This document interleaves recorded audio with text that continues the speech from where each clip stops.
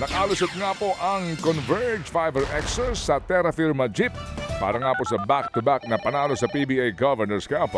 Hinabol ng Terra Firma ang 10 puntos na kalamangan ng Converge sa fourth quarter.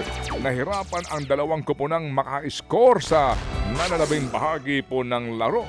May chance sa husanang manalo ang Jeep pero sumablay ang 4-point attempt ni Mav Ahanmisi. Niangat ni Justin Arana ang Fiber Xers matapos nga po ang 31 puntos at 10 rebounds. Gumawa ho naman ng 40 puntos si Import Justin Strings pero bigo niyang madala ang panalo po para nga sa Jeep. 2-0 na ang record ng Converge habang 1-2 naman ang standing ng Terra Firma. Nakatakas po ang Phoenix Fuel Masters sa Meralco Bolts sa isa pang laro. Pinalamang ni Ken Tuffin ang Phoenix sa uling 13 seconds matapos pong ipasok ang dalawang free throws. Sa sumunod na possession, may chance ang Meralco na maagawang panalo pero naku po, sablay ang layup ni CJ Cancino.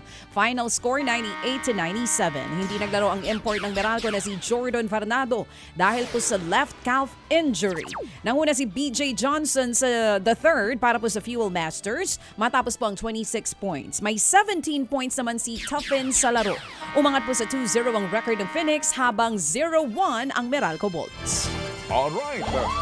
Bigo ang Alas Pilipinas men sa una pong laro sa Southeast Asian V-Cup.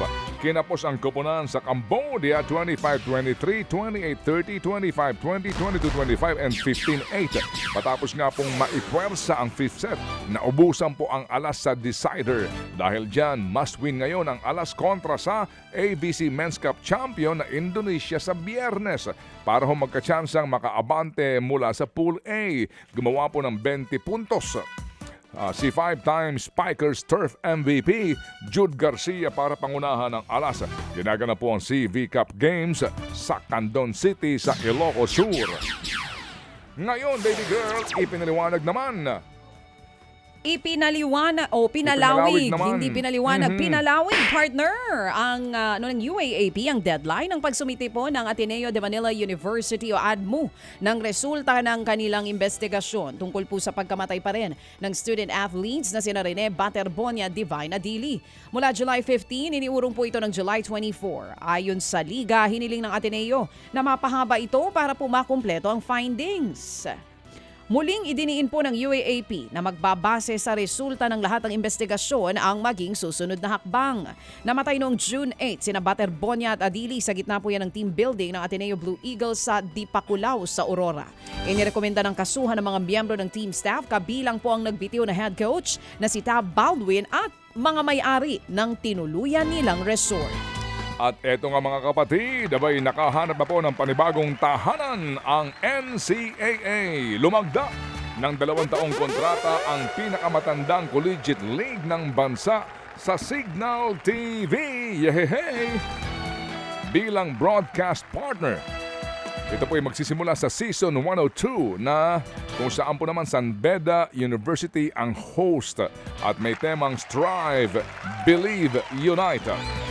Present sa lagdaang ito, ang ilang official po ng Media Quest Holdings, Signal at NCAA. Kabilang po si Media Quest Chairman Manny V. Pangilinan at maging si Boss Ricky Vargas. Thank you! Uy!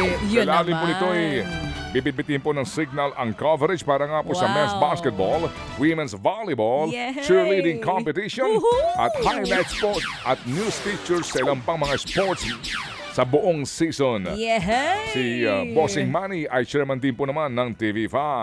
Mga kapatid, patuloy po kayong tumutok sa 105.9 True FM para sa totoong balita, impormasyon, music and entertainment. Mag-subscribe sa aming YouTube channel at podcast at sundan nyo kami sa Facebook, Instagram, X at TikTok sa True Network PH. Bisitahin din po ang aming official website, truefm.ph. At panoorin din kami sa True TV Signal, Channel 19. Kami po ang 105.9 True FM. Laging true sa'yo, kapatid.